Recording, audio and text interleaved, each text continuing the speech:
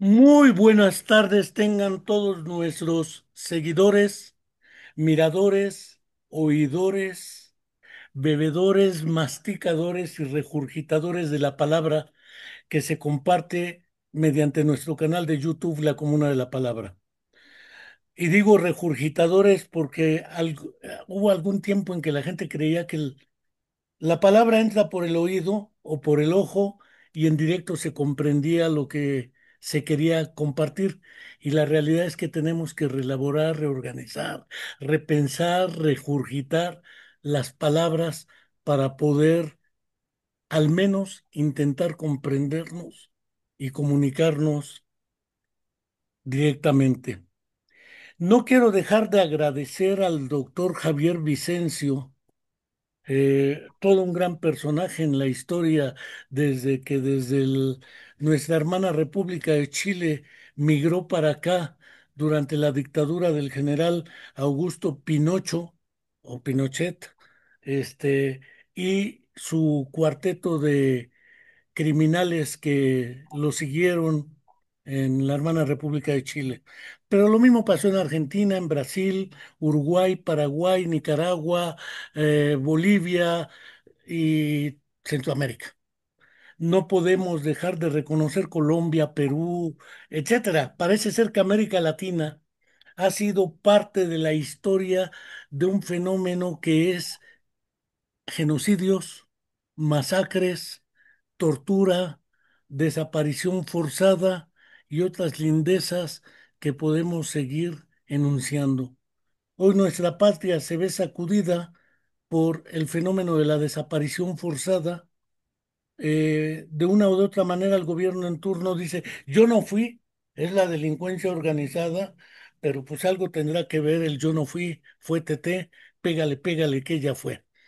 No quiero antes de comenzar, además de agradecer al doctor Javier Vicencio su colaboración y su amplia experiencia en el análisis de la desaparición forzada, que es más tratada recientemente mediáticamente, pero no así el fenómeno del duelo y del duelo ambiguo. Ya comentaremos en su momento esto.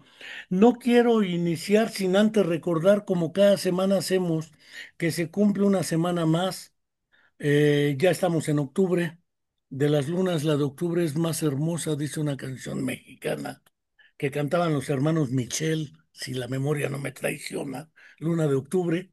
Y desde luego no tenemos ni la verdad histórica, ni la verdad a secas, ni la justicia transicional sobre la desaparición forzada de los 43 jóvenes de la Escuela Normal Rural Raúl Isidro Burgos de Ayotzinapa en Tixla de Guerrero, Guerrero, mediante un crimen de Estado en el cual participaron el gobierno estatal de Guerrero, los gobiernos municipales de Iguala, Cocula, Chilpancingo, entre otros más, policías municipales y un batallón del Ejército Federal Mexicano en Iguala de la Independencia. Un crimen de Estado que naturalmente no ha sido aclarado. Tenemos una mentira histórica que se inventó durante el gobierno de Enrique Peña Nieto. Esa mentira histórica no ha sido limpiada con la verdad histórica y la deuda sigue pendiendo en el gobierno ahora de la doctora Claudia Sheinbaum Pardo. Tampoco quiero dejar de enviar un fraterno saludo a Angélica Rodríguez Monroy y a través de ella a las madres buscadoras de sus familiares desaparecidos, porque su hija, Viridiana Anaid, estudiante de nuestra Facultad de Psicología, hace más de 13 años desaparecida también en contra de su voluntad. Y viva la llevaron, viva la queremos y que nos entreguen la verdad histórica. Una vez planteada esta entrada, presento al doctor Javier Vicencio, ahora sí. Es todo un personaje en psicoterapia familiar sistémica. tiene un programa de formación de profesionales en el ámbito de la propia psicoterapia familiar sistémica, Crisol se llama. Eh, pero no solamente a través de ello lo ha hecho en nuestra propia Facultad de Psicología, ha dado conferencias, en varios lados es todo un personaje internacionalmente movido en estos ámbitos, pero además con una experiencia plena en este fenómeno de la desaparición y del duelo. El apoyo psicológico por la experiencia de las dictaduras de la Operación Cóndor en Sudamérica y después en Centroamérica. Yo cierro mi boca, sino para qué invito al doctor Javier Vicencio que nos trate de plantear una serie de elementos de juicio para el análisis de tres categorías que están de moda, porque se ponen de moda, así como se puso de moda, por ejemplo, el concepto rebautizado por el psiquiatra Boris Cyrulnik, que también estuvo en un campo de concentración, ¿sí? El de la resiliencia. Ahora hablan de que hay que tener resiliencia económica, resiliencia política, hasta dan cursos de cómo hacerse resiliente. Las modas van apareciendo, pues así aparece la noción de duelo. Desde que hube leído alguna vez La separación de los amantes de Igor Caruso, un trabajo excepcional en el asunto de las pérdidas y la elaboración del duelo, o lo que es el manejo del dolor. Este, ¿Qué debemos entender por duelo? Porque cual más utilizamos el concepto, y no es el duelo en el que se baten dos contrincantes como en Barry Lyndon, es el otro duelo, el del dolor. Y ese concepto de duelo ambiguo ante la doble desaparición, uno la desaparición forzada en América Latina y otro la desaparición progresiva pero lenta en los procesos demenciales y de deterioro. La persona está ahí físicamente, pero psicológicamente ya no.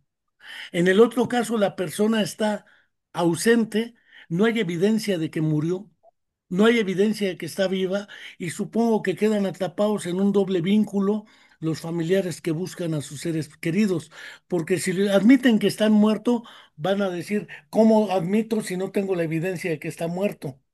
Y dos, si no admito que está muerto, entonces, ¿cómo puedo seguir viviendo plenamente si no lo...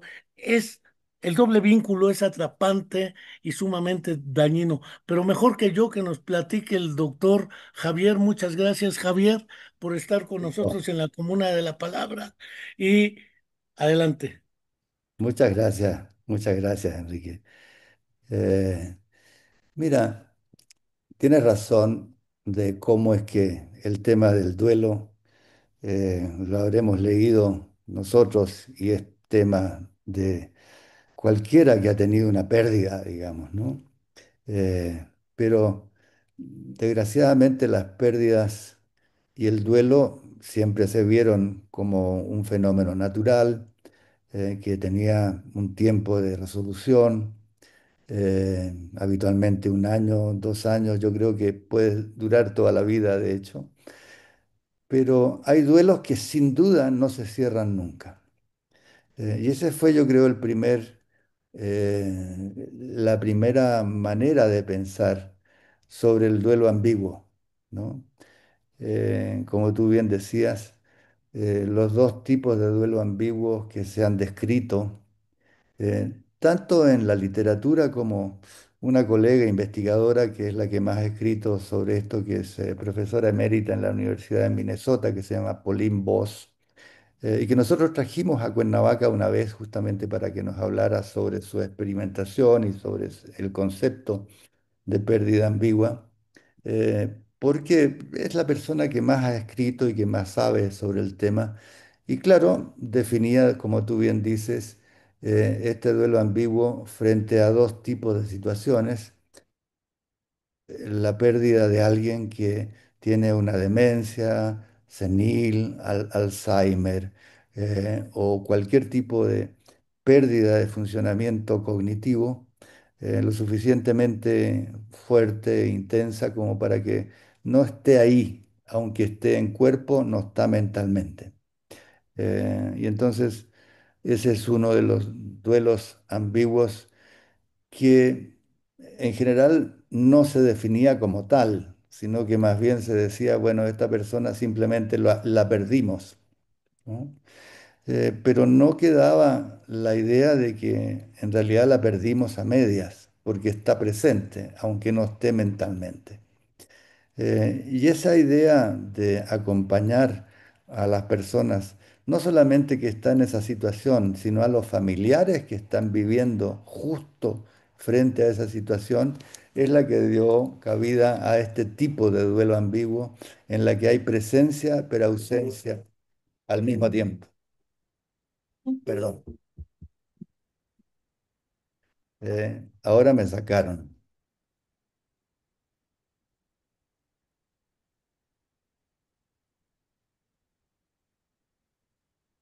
¿Vienes un poquitito, por favor?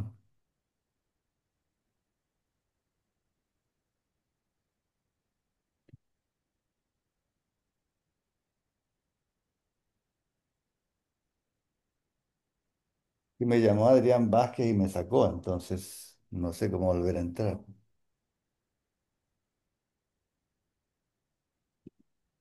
Pinche.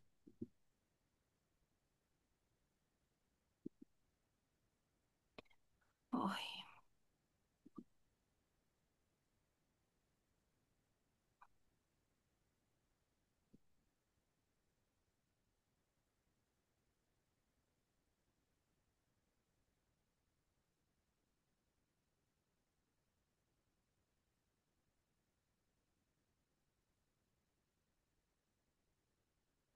Perdón, perdón que me sacaron porque hubo una llamada que estaban justamente en la computadora, en el WhatsApp.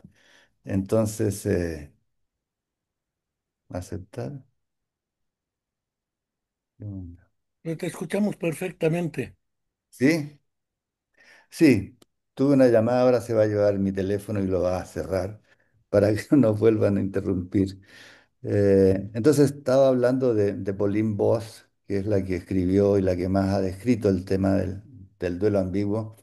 Pero a nosotros más que ese duelo ambiguo, como tú bien dices, nos interesa el otro, que es el duelo por desaparición, ¿no? Y tú lo decías muy claramente, el tema es de que no tenemos muestra, ¿no? De la que la persona ha desaparecido. Eh, bueno, para nosotros los latinoamericanos, para mí particularmente siendo chileno, ese es pues, sin duda un tema que me ha afectado, no tanto personalmente, porque afortunadamente no tengo más que situaciones de eh, persecución y exilio en toda mi familia, en lo cual, entre otras cosas, fue la que me trajo a mí a México. Y entonces, sin embargo, yo partiría por eso, diciendo que esta situación de exilio y de un país que de alguna manera vivió un golpe mucho más severo de lo que nos imaginábamos, porque en realidad sabíamos nosotros en el tiempo de Allende que iba a haber un golpe en algún momento, pero nunca pensamos que iba a ser de la brutalidad que ha sido o que fue. Entonces, por lo tanto, yo diría que los chilenos y todo el país, y sobre todo los que estamos afuera, vivimos fracturados, ¿no? Fracturados en el sentido que nos cuesta ser de allá, porque cuando vamos allá no nos sentimos de allá. Y nos cuesta estar en cualquier otra parte porque no tenemos todo lo que teníamos cuando estábamos allá, en términos de raíces familiares y conocidos. Pero ese es el tema del exilio, que no es el tema nuestro en este momento, sino que es el otro, el de lo que ha pasado tanto en Chile y en Argentina en segundo lugar, no por la magnitud, sino que porque pasó después, en el cual pues nos tocó pues en muchos casos vivir lo que ha seguido siendo parte del largo proceso de duelo de Chile, como un duelo ambiguo en la cual se supone que han existido algo así como 1.500 desaparecidos, de los cuales inicialmente solamente se reconocieron a 300. Actualmente se han quedado en 1.100 personas con paradero desconocido, documentado como tal. Y desde luego han habido toda una serie de procedimientos, tanto legales como de cierta reparación, para quienes han vivido eso, pero en todo caso, por lo menos se logró que se emitiera un certificado legal que dijera que se daba a esta persona oficialmente como desaparecida. En otros países ni siquiera se ha hecho eso. Eh, Desde luego que el país que sufrió esto de una forma mucho más brutal fue Argentina, ¿no? Porque lo nuestro fue brutal y brusco. Empezó el 73, yo creo que siguió hasta el 75, 78. En el tiempo de Pinochet siguió pasando, hasta el 87, 88. Pero en Argentina el tema fue que la dictadura empezó el 76 y más o menos terminó el 83, ¿no? Y se da cuenta de alrededor de 30.000, se estiman como 30.000 desaparecidos. Se reconocen 7.300, ¿no? Quienes de repente han hecho cuentas hablan de algo así como 13.000. Yo creo que son entre 25 a 30.000, porque sí he tenido oportunidad de conocer a amigos, colegas en Nicaragua, en Colombia, etcétera, que me han hablado de la situación de los desaparecidos argentinos, que en términos de magnitud es mayor, entre otras cosas porque en Argentina, pues la brutalidad fue no solamente con respecto a los argentinos, sino que también con respecto a los chilenos que estaban exiliados allá en Argentina, cuando se escaparon, ¿no? Como pudieron. Incluso actualmente hay el caso de una mujer que está desaparecida, que salió escapando hacia la frontera, y que reapareció hace como 3 o 4 días en Argentina, sin ningún contacto con su familia ni con su hija, ¿no? Y ella en realidad es uno de los casos en los cuales de repente aparece después de 50 años, ¿no? Pero que prefirió mantenerse como desaparecida, ¿no? En la medida en la cual seguía temiendo que le pasara algo a su hija en función de que ella había desaparecido por ser militante del MIR en el tiempo del golpe en Chile. Pero bueno, esos son datos como históricos, ¿no? Que sin embargo nos hicieron poner el foco en qué es lo que pasa con esta pérdida ambigua, que desde luego primero tendría que ver no solamente con una pérdida y un duelo y el dolor que implica cualquier pérdida, sino que una pérdida y un trauma, ¿no? Es una pérdida traumática, ¿no? Tiene, por lo tanto, el efecto de los traumas de quedarse en la memoria como algo que deja una cicatriz incluso corporal, diría yo, como los que han estudiado el tema del trauma. Aún así, yo cada vez creo más en la posibilidad de que un trauma pueda ser visto como un evento, y un evento que bien llevado puede ser un evento profundamente transformador.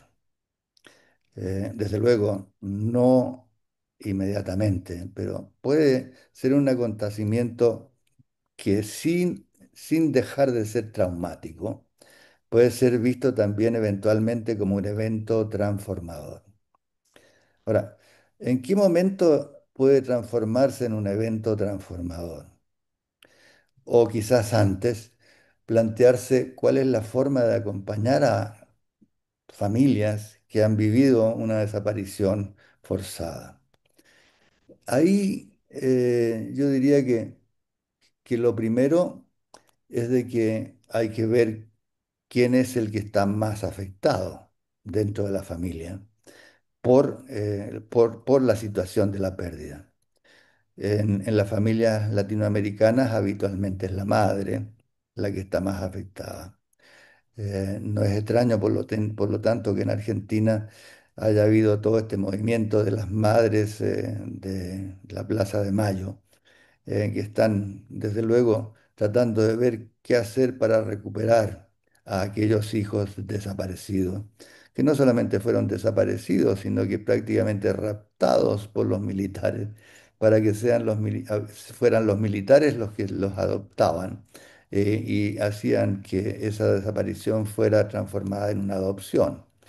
Pero bueno, esa fue una manera en la cual se procedió en Argentina y las madres tuvieron una manera de encontrar una salida. No pasó en Argentina también, en Chile también pasó de una manera más clandestina, si tú quieres, pero han aparecido en España y en Suecia cuatro o cinco casos de personas que han sido adoptadas por familias o suecas o españolas, que son parte del tráfico, diríamos, de niños que tuvieron el embarazo y el parto durante el tiempo que las madres estaban pues en prisión y que los niños fueron adoptados para pasar a otras familias. Pero volviendo atrás, yo Javier, diría, dime. una pregunta. Ujú, Ahorita haces un deslinde que es fundamental y que no es usual que se refiera. Está desaparecida la madre. ujú, Como la madre estaba embarazada en cautiverio y bajo tortura, el niño que nace también es desaparecido. Pero aquí la desaparición adquiere el formato de adopción o por los militares en el caso de Argentina. Está ujú. el caso del nieto del poeta Juan Gelman, que Juan Claro. Gelman recuperó a su familiar de esta manera, ¿sí? Y Ujú, levantó todo un escándalo, pero es una desaparición cualitativamente distinta porque desaparece el nieto, claro. desaparece la hija, probablemente el yerno, y desaparece el verbo desaparecer me parece también tramposo, porque no hay tal desaparición, No. pero el manejo psicológico lleva a un sentimiento doble de pérdida, la Sí. hija Ujú, o el nieto o nieta o lo que sea, porque no claro. se sabe de ninguno. Esto implica, pregunto, mecanismos psicológicos de afrontamiento diferenciados. Sin duda, sin duda. Eh, para empezar, digamos, como tú bien dices, la que ha, los que han vivido, ¿no? La desaparición. En el caso que tú mencionas de la hija de Juan Gelman, en realidad fue Juan Gelman que perdió a su hija, digamos, ¿no? Y desapareció estando allá. Pero que el embarazo también fue uno que apareció en el calabozo, implicó que también desapareciera el hijo y fuera adoptado por los militares.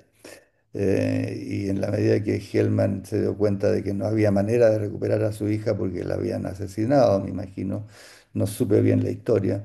Entonces, Hellman empezó a ver cómo hacer para recuperar al nieto, ¿no? Entonces, todo el proceso de pérdida ambigua y de reencuentro es el que le tocó vivir a Hellman y a su pareja, ¿no? Y que él haya que es un buen ejemplo, digamos, de los mecanismos de reparación, ¿no? Que eh, la poesía, en este caso siendo Hellman un poeta, como algo pasó también con este periodista, pues, de Proceso, de Cuernavaca, se me olvida el nombre en este Javier momento. Sicilia. Javier, ¿no? Que perdió a su hijo, ¿no? Y entonces su manera de recuperar en parte a su hijo vía la palabra fue a través de escribir y también participar en las marchas en las cuales se hacía una denuncia y una protesta por lo que se había hecho. Es decir, un mecanismo de reparación, a propósito de lo que tú cuentas, es probablemente la palabra y gente que tienen la habilidad y la posibilidad de ponerlo en palabras poéticas. Tienen una manera de recuperar el alma, digamos, y lo psicológico como un mecanismo de reparación. No sé si te parece bien lo que estoy diciendo. Sí, era nada más por la precisión del doble, eh, si no doble vínculo, que es un concepto más técnico, si el del Claro. doble impacto, por así decirlo. La desaparición de la hija de Juan Gelman. Juan Claro. Gelman pierde a su hija, pero la hija, al, como dices, creemos, y lo mismo creía Juan Gelman, fue asesinada, Ujú. torturada, etcétera, Claro. iba embarazada, el hijo lo adoptan los militares. Valga Ujú. el concepto de adopción también, También porque es una desaparición y secuestro. es un secuestro. Claro. Que entonces planteaba así los Ujú. mecanismos psicológicos de afrontamiento y del Ujú. manejo del duelo, porque finalmente el nieto no lo conoció como nieto desde bebé, sino Claro, son hemos vuelto. inferencias que va Claro. sacando a lo largo del tiempo el poeta Gelman.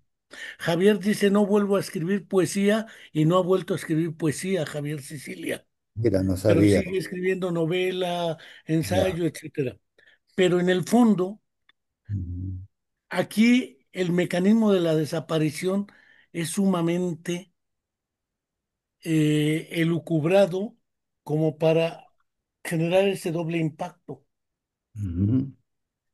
Y Eh, ahí eh, por ahí tiene, va a ser lo de Chile y lo de Argentina. Nada más era para aclarar un poco ese fenómeno, porque me parece muy preciso que lo haya señalado. ya totalmente de acuerdo. Claro, porque a eso me refería, digamos, que es un trauma intenso, ¿no? Que tiene la dificultad de ser un duelo que no se cierra nunca, ¿entiendes?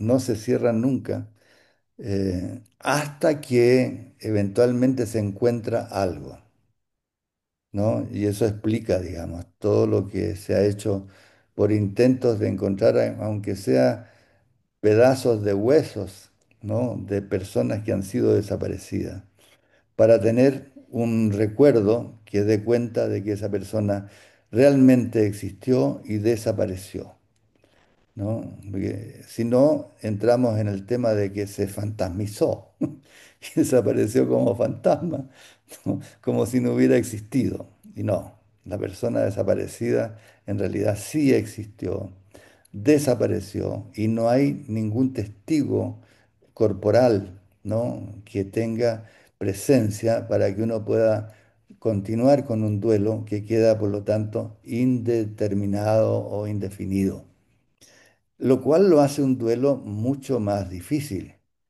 En otros momentos se hablaba muchas veces de que este era un duelo congelado, ¿no? Es decir, el que uno no había podido elaborar el duelo o no lo había podido transitar. Me parece mejor transitar porque son dos cosas diferentes. Y de alguna forma, ese tránsito de la desaparición es el que no se cierra, ¿no? Y no se cierra porque no hay ninguna prueba.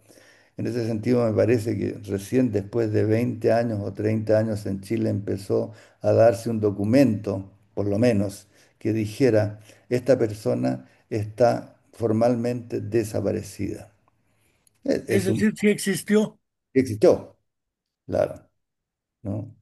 Eh, entonces, eh, igual, ¿no? El tema del duelo y de los desaparecidos, yo creo que va de la mano, si uno lo piensa más allá, no solamente en función de las personas que desaparecieron y que dejan este duelo ambiguo en los familiares. Yo creo que países como Chile, países como Argentina, se quedan con un duelo que no cierra, ¿no? En este momento me parece que quizás la muestra más evidente de un duelo que no cierra está en Argentina, ¿no? Tener a un personaje como Milei como presidente de Argentina que no siquiera llega a ser caracterizado como un payaso, sino que como una especie de ridículo que está mostrando, digamos, ¿no? Cómo es que es aparentemente un rock star que canta pésimo, ¿no? Pero como para ver si a través de eso logra conseguir que lo apoyen la gente que votó por él. Me parece que es una muestra realmente patética, ¿no? De un duelo que no ha cerrado en Argentina, que no ha cerrado. entre otras cosas porque Argentina ha tenido muchos golpes de Estado. No diría que nosotros como chilenos tuvimos la suerte de tener un par de golpes de Estado, nomás, uno con Balmaceda y otro después, ¿no? con Allende. Pero también me parece que la situación del duelo ya a nivel de país en Chile no está totalmente resuelto. Y siempre ha habido toda esta cosa que se transforma en elecciones, que gana uno o gana otro, pero no termina. Nosotros creíamos que con una nueva generación iba a cambiar. Aparentemente cambió, ¿no? Me pareció muy bien escuchar a Boric la asamblea reciente, ¿no? de las de la Naciones ONU. Unidas, hablando de una manera como más humana alrededor del tema, ¿no? de lo que estaba pasando en Gaza.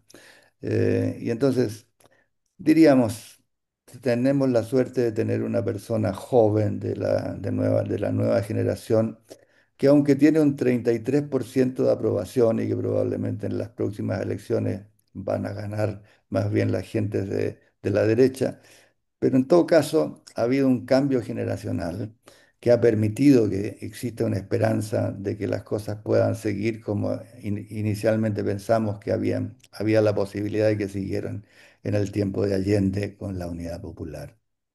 Pero bueno, volviendo atrás, ¿no es cierto?, al tema del duelo ambiguo y el afrontamiento que implica, te decía, primero el tema es identificar a la persona que está sufriendo más dentro de la familia.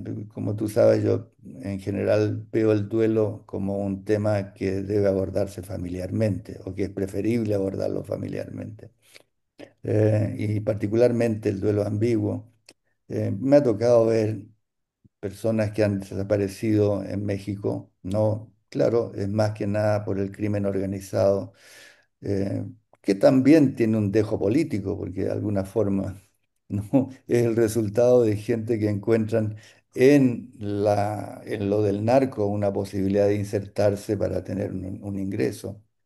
Pero bueno, más allá de eso, las experiencias que he tenido, que han sido en general buenas, pero largas como terapia, en las cuales he visto eso, como es la madre la más afectada, eh, como al mismo tiempo no es solamente afectada por el hecho de su propia desaparición, sino afectada por la amenaza de que otro miembro de la familia vaya a ser asesinado o secuestrado, ¿no?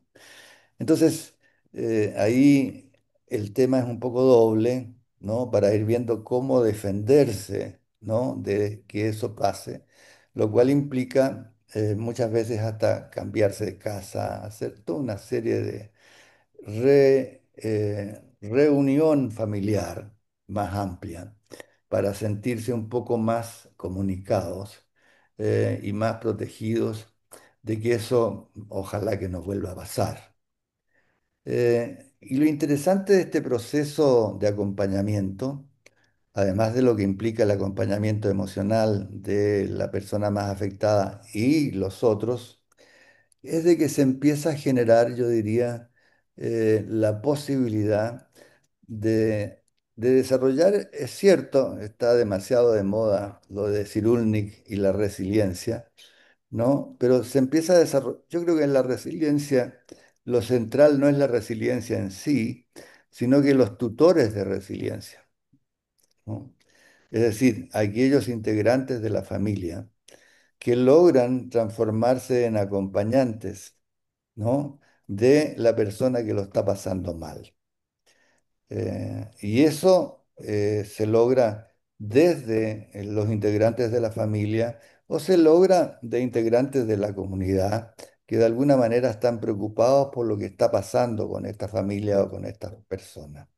Entonces, así se abre una especie de apoyo de tutoría o de resiliencia que viene también de la comunidad, ¿no? Y eso sí promueve, digamos, ¿no? El segundo paso, que es acompañamiento del dolor en relación con el trauma, después la posibilidad de que se genere resiliencia, no solamente en la persona más afectada, sino que en los otros integrantes, y que hayan personas de esos apoyos que se transforman en tutores que van dando cuenta de que la persona se va recuperando, ¿no? Y va desarrollando recursos de resiliencia, más que resistencia, que es otra cosa, ¿no? Resistencia es aguantar lo que nos toca, ¿no? Y resignarse. O Resiliencia esperar que pase la tormenta. o esperar que pase la tormenta, claro. No, esto es, por el contrario, ver, y ahí donde viene el concepto del evento, digamos, ¿no? El evento no sucede así nomás. El evento sucede en la medida que todo esto que estoy contando se moviliza, y permite entonces que a través de ese movimiento las personas que han vivido cosas de este tipo puedan transformar esto en una situación que los transforma de dolientes y sufrientes en personas que salen como un poco a protestar o a defender en relación con que esto no siga pasando, ¿no? No sé si con esto te pongo un poco el panorama de cómo entiendo yo el tema del duelo ambiguo. Javier, mencionaste Gaza. Se Sí. pueden mencionar otras naciones porque ahí, bueno, el tipo de genocidio, como pasó con el nazifascismo en Ujú, Europa durante la Segunda Guerra Mundial, tiene otro impacto de la desaparición, porque se habla de cuántos muertos ha tenido Gaza o de palestinos en ese genocidio instrumentado por el Estado sionista de Israel, ¿sí? ujú, Donde ellos son los invasores. Entonces, ¿de qué defensa hablan? Hasta tramposamente su ejército se llama las FDI, las Fuerzas de Defensa de Israel, pero no se están defendiendo de nada. El ujú. punto es que efectivamente se puede hablar de 30.000 muertos y cuántos desaparecidos. Es decir, en un bombardeo donde ya no sabemos ni cuántos desaparecieron. Ahí también el manejo y la resistencia o la resiliencia de un pueblo como el gazatí o el palestino Ujú, implica, hablaste de dos referentes, fíjate, lo que en su momento el mismo Franco Basaglia, del cual hablábamos hace un rato, sí, planteaba una intervención centrada en la familia y ujú. basada en la comunidad, porque no hay de No, otra. no hay otra. Mencionaste el asunto de la comunidad y puedo mencionar los grupos de madres buscadoras que entre ellas se apoyan, Claro, se tutorean, dijeras, en términos de resiliencia, totalmente. se manejan en la búsqueda, aunque sea de estudios de DNA o de ADN en restos óseos, se acompañan en la búsqueda, aunque la presidenta diga, bueno, los han de manipular los otros. Fuera Ujú, de las disquisiciones de influencia política, el manejo de esta, particularmente Gaza, porque es más de medio siglo eh, de una constante expulsión, limpieza étnica, etcétera, apropiación de la tierra, porque la tierra no es solo la tierra, es sentido de pertenencia, identidad, muchas cosas más. sin duda. Indudablemente Ujú, utilizas la noción de trauma como los eventos, pero aquel trauma es persistente. La situación traumática es constante. Las consecuencias en general son constantes también. Amputados, porque eso es el otro, la pérdida del ujú, propio cuerpo cuando te amputan una pierna, etcétera. Y entonces elaborar el duelo de tu propia pérdida con respecto a ti mismo. Este tipo de circunstancias también generan un mecanismo de duelo ambiguo diferenciado. sin duda. No, qué bueno que mencionas el tema del genocidio nazi, ¿no? eh, que habitualmente se ha identificado como un genocidio que afectó al pueblo judío solamente, cuando incluyó desde luego a polacos, incluyó a gitanos, incluyó a una serie comunistas, de otros etcétera. comunistas, una serie de otras poblaciones, pero no importa.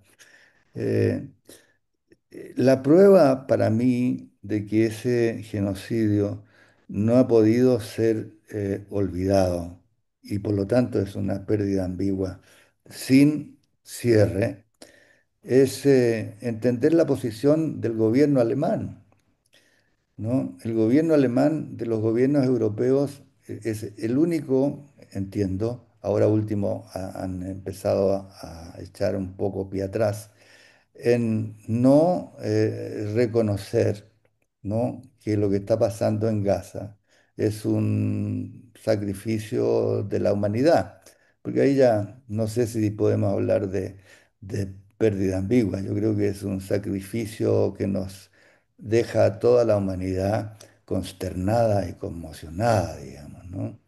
Y en ese sentido, los alemanes yo creo que no han podido olvidar lo que ellos hicieron, ¿no? Y eso para mí explica, entre otras cosas, de cómo es que no han querido meterse a denunciar.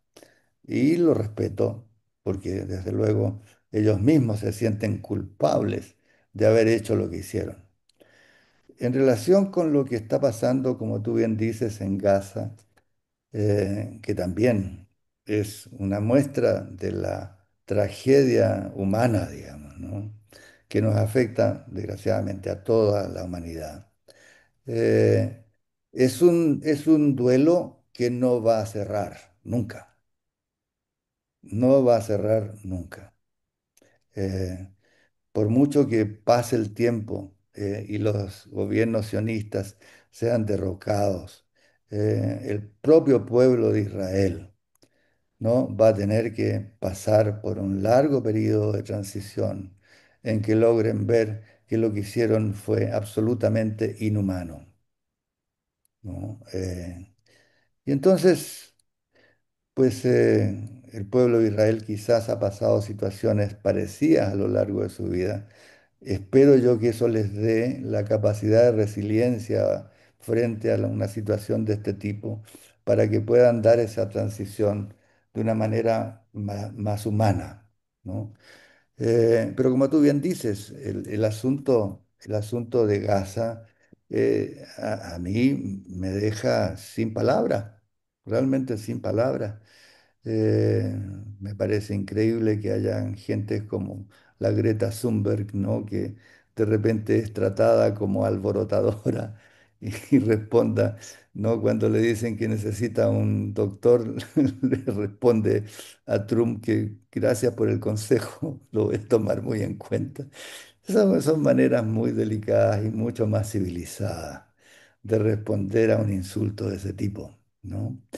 Entonces, yo creo que desgraciadamente nuestros conocimientos y nuestras maneras de enfrentar estas situaciones se quedan un poco cortas frente a situaciones de este tipo, ¿no? Y como tú bien dices, se requiere llevar adelante situaciones que son muchas veces entre políticas comunitarias, históricas, tiempo que pase. Pero lo que nos toca ahora, yo creo, es estar en una posición que denuncie o de alguna forma esté de acuerdo con que esta es una tragedia, ¿no?, que tendría que parar lo antes posible, ¿no? Bueno, ¿para qué hablar de lo que está pasando en países más cercanos, incluyendo a México, digamos, ¿no? En México se supone que hay algo así como 150.000 desaparecidos, ¿no? En Colombia la cifra es de 100.000, en Guatemala son 45.000, en Salvador son 22.000. Es decir, la desaparición, que en los casos de Sudamérica fueron provocadas por golpes de Estado, en Colombia ha sido una mezcla, ¿no?, de los propios estados en unión con los narcos y a veces las propias los propios movimientos guerrilleros que también tenían relación con el narco. En Guatemala fue una especie de limpieza étnica. En Salvador fue una cosa media mezclada. Y ahora sigue siendo con Bukele tratando de meter a la gente presa por ser maras, ¿no? Es decir, el tema, ¿no? Cómo se ha manejado, ¿no? La oposición, por ponerle un nombre, la oposición política, ¿no? Ha sido, para mi gusto, ¿no? El resultado del imperialismo americano, por ponerle un nombre, ¿no?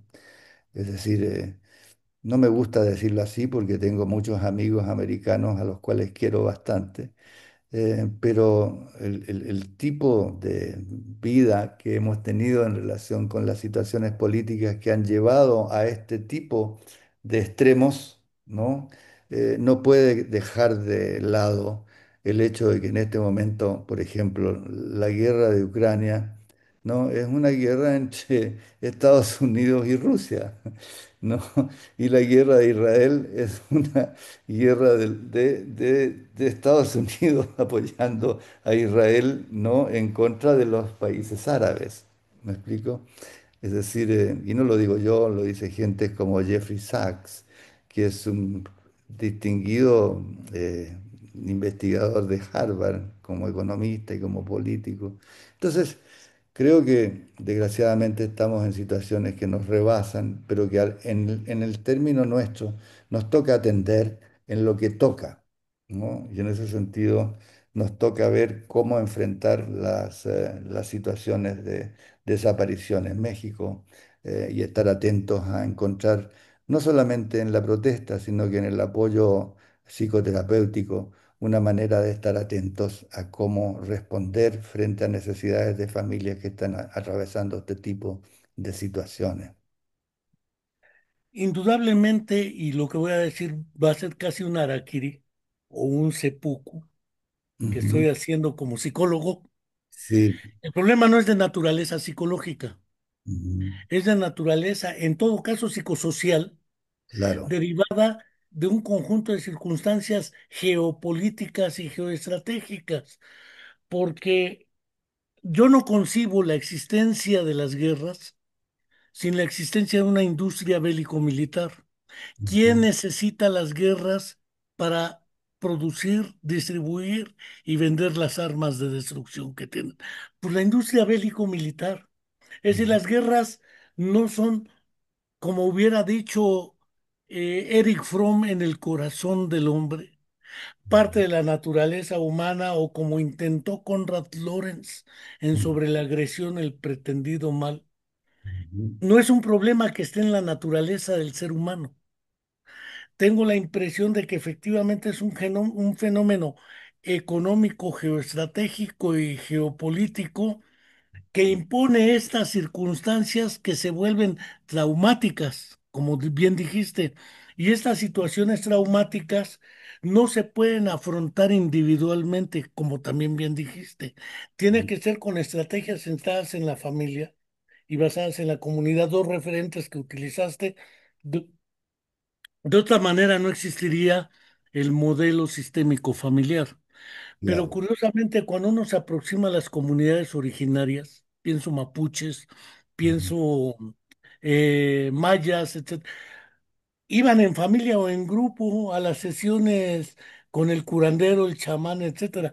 Pareciera ser que el descubrimiento de la escuela de Milán o de Palo Alto, etcétera, es como un redescubrimiento de prácticas ancestrales, dijera Silvia Marcos, en ujú, el trabajo comunitario y colectivo.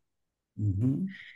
No tiene salida psicológica este fenómeno, No. pero psicológicamente puede apoyarse en términos del impacto sobre la organización y la dinámica familiar, porque no es solamente la persona Ujú. u X, No. hay efectos secundarios, terciarios de un evento cualquiera.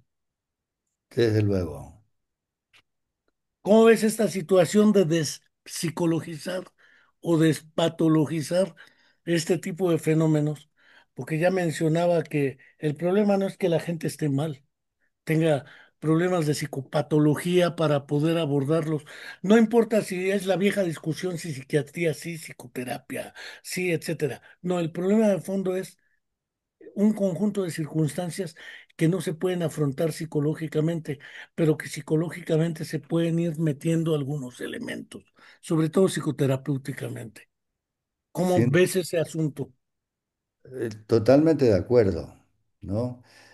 Nosotros en Crisol publicamos un boletín mensual, te voy a mandar el último ejemplar, en el que Agradecido. justamente hago un pequeño, son artículos pequeños, ¿no? Pero en que hago mención de las nuevas formas de psicopatologías, entre comillas, ¿no? Eh, una de las cosas que hemos visto últimamente es todo el fenómeno de los incels. ¿Has escuchado los incels? ¿Viste seguramente la serie de Adolescencia? Sí, ¿No? Bueno, el incel son estos muchachos jóvenes, tímidos, como fuimos todos en la adolescencia y a lo mejor a lo largo de toda la vida, eh, que se sienten muy rechazados por las chicas, ¿no? En la adolescencia, y que chicas que además los provocan, ¿no? Y van desarrollando una violencia que en muchos casos llega a, como se ve en la serie de adolescencia, al asesinato, ¿no? Eso tiene un nombre ahora, se llama la patología de los incels, ¿no? Existe otra patología que se llama los chemsex. Los chemsex, que habitualmente es una situación que pues afecta a hombres gays homosexuales, ¿no? Que utilizan drogas, muchas veces alcohol, marihuana y últimamente cristal, que se ha vuelto más de moda. Y cuando usan el cristal, lo usan con la intención de intensificar, ¿no? La experiencia erótico-sexual. Y por lo tanto se transforman rápidamente en adictos. Bueno, eso también tiene ese nombre. Hay varios nombres que ahí pongo y los pongo todos entre comillas porque me parece que ponerlos esos como nuevas patologías en el DSM-5 es una reducción brutal, ¿no? Porque se deja de ver todo lo psicosocial que está detrás, que en el fondo tiene que ver con todo el problema del internet, del aislamiento, etcétera, ¿no? Me parece que esto que haya aumentado, por ejemplo, la frecuencia del espectro autista, es claramente un resultado de que como los niños están siempre totalmente aislados de la socialización, vía el iPad o vía el celular, pues desde luego que les cuesta mucho socializar porque no desarrollan la capacidad para socializar. Es decir, a eso me refiero, ¿no? Cómo es que psiquiatrizar o patologizar o psicopatologizar cosas que son más complejas y que tienen que ver con lo que está pasando socialmente es una manera muy reduccionista de ver el problema, ¿no? No sé si estás de acuerdo con lo que te estoy diciendo. indudablemente los reduccionismos forman parte de nuestra historia, se inventan que es que el síndrome de Peter Pan, que bueno, siguiendo una tradición muy freudiana, que era muy culto el hombre, Sigmund Freud, para poner complejos, traumas, etcétera, los nombres, ¿no? Claro, Pero formaban parte de la tragedia griega, quizás, y el conocimiento que él tenía. claro. Pero el origen de estos problemas no se encuentra en la estructura neuropsicológica del individuo. Hay Ujú, un conjunto de condiciones sociales, políticas, porque ¿quiénes son los que producen y distribuyen las redes sociales, la internet, toda esta serie de sistemas de ahora, la inteligencia artificial? ujú, Pues es la industria otra vez o es la economía y parece ser que no vemos eso. Entonces es bien fácil psicopatologizar y hay Ujú. que despatologizar, creo yo, Claro, para poder tomar decisiones más atinadas en términos de la intervención. sin duda, sin duda. Para mí, el primer trabajo de un psicoterapeuta es desetiquetar, ¿no? Y lo digo no solamente como terapeuta, sino que como psiquiatra. ¿No? Cada vez que llega una persona con un diagnóstico, ahora uno de los diagnósticos que los pacientes llegan a menudo es de que tengo un apego inseguro, tengo un apego evitativo, siguiendo un poco lo que Volvi planteó en los 60, que se ha popularizado como moda. Entonces, en particular en las parejas, ¿no? Cada uno ya viene autodiagnosticado en función de los apegos.